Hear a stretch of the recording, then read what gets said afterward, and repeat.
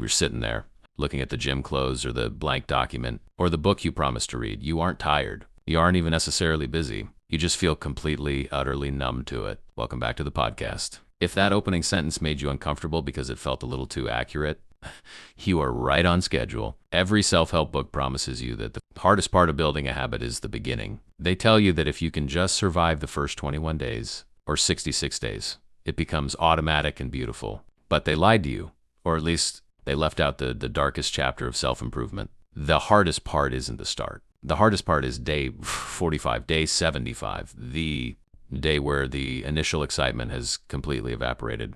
The results have slowed down, and you enter what psychologists call the Boredom Plateau. Today, we are skipping the generic advice. I'm not going to tell you to remember your why or just have more discipline. Instead, we are going to look at the actual neuroscience of why your brain turns against your good habits and the exact strategic shifts you need to make to turn boredom into your unfair advantage to beat this. We have to understand what's happening under the hood. Why does something you loved doing 3 weeks ago now feel like staring at a blank wall? It comes down to a fundamental misunderstanding of dopamine. Most people think dopamine is the reward hormone. You do a good thing, you get a splash of dopamine, but that's biologically incorrect. Dopamine is the hormone of anticipation and novelty. It fires when your brain thinks, oh, what's that?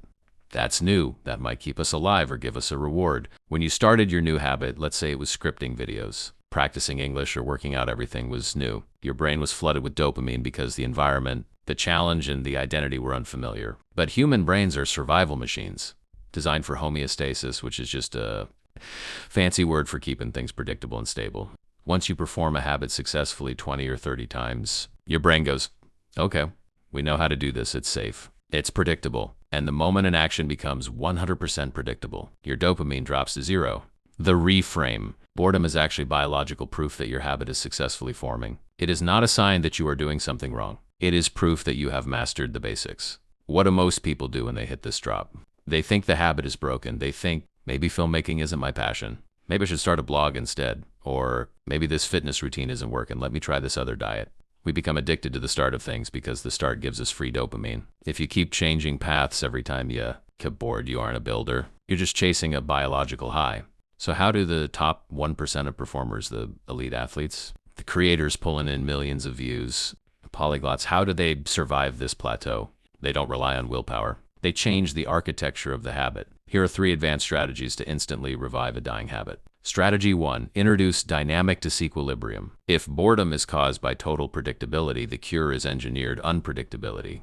You need to keep the core habit the same, but introduce a variable that forces your brain back into focus. If you are writing or scripting, change your environment completely. If you always write at your desk, go to a crowded hotel lobby or a quiet park. The ambient novelty tricks the brain into higher focus. If you are learning a language, stop doing grammar exercises and try to translate a stand-up comedy routine or watch a horror movie with native subtitles. You must keep the friction low but the novelty high. Strategy 2, the micro-milestone metric shift. When you start a habit, you usually track macrometrics. Did I go to the gym?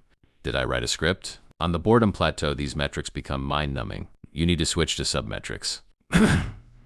Instead of tracking if you wrote a script, track how many powerful hooks you can write in 10 minutes. Instead of tracking if you studied English, track how many new idioms you can naturally fit into a 5-minute audio journal. By shrinking the target, you create a mini game within the larger game. You recreate the feeling of being a beginner. Strategy 3, the 85% rule for optimal learning. Neuroscientists at Yale and Princeton discovered that human motivation is optimized when we succeed about 85% of the time and fail 15% of the time. If your habit is too easy, you hit the boredom plateau instantly. If it's too hard, you'd hit the anxiety wall. If you are bored, it means your current habit execution has reached 100% success rate. You need to intentionally increase the difficulty by 15%. Speed up the clock, restrict your vocabulary, add a constraint. Make it just hard enough that you might fail. That 15% risk of failure is where dopamine lives. I want to share a quote with you from James Clear, but I want to look at it through a slightly deeper lens. He wrote, "The greatest threat to success is not failure, but boredom." Think about that. When you fail, your emotions are engaged. You feel angry, disappointed, or competitive. Failure gives you energy. Boredom does the opposite. Boredom drains your battery without you even noticing. It's a quiet leak. The ultimate differentiator between people who build empires, channels, or careers, and those who just dream about them is how they handle the mundane days. Professionals don't wait until they are inspired to create.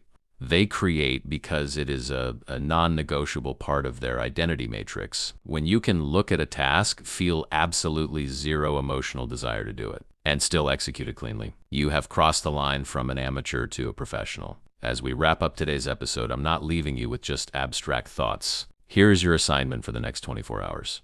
Identify the one habit in your life right now that is suffering from the boredom plateau. Don't push harder. Don't yell at yourself in the mirror. Instead, apply the 85% rule or change your environment tomorrow morning. Inject 15% of fresh difficulty or a new environment into it, and watch your brain wake up. Boredom isn't the red light telling you to stop. It's the green light telling you that you've leveled up, enough to make the game harder. Thank you for spending this time with me. If this gave you a new perspective, share it with one friend who is currently fighting their own plateau. Stay focused, engineer your novelty, and I'll catch you in the next episode.